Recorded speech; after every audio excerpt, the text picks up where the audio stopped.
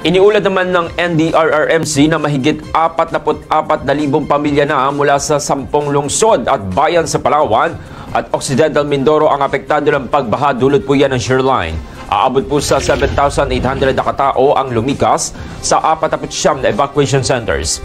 Habang 108 na residente naman ang nasagip ng Philippine Coast Guard sa 7 barangay sa Puerto Princesa City.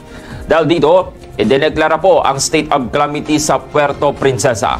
Patuloy naman po ang pag-ulan sa rehiyon mula Pebrero a 9 dahil pa rin po yan sa epekto ng shoreline na nagdulot ng malawakang pagbaha at paglikas ng mga residente. Samantala, 5 katao naman ang nasawi sa Aborlan, Palawan matapos matangay ng baha dulot yan ng matinding pag-ulan mula sa shoreline. Patuloy naman po ang pagmomonitor ng MDRRMO sa sitwasyon upang magbigay ng agarang abiso sakaling lumala muli ang panahon.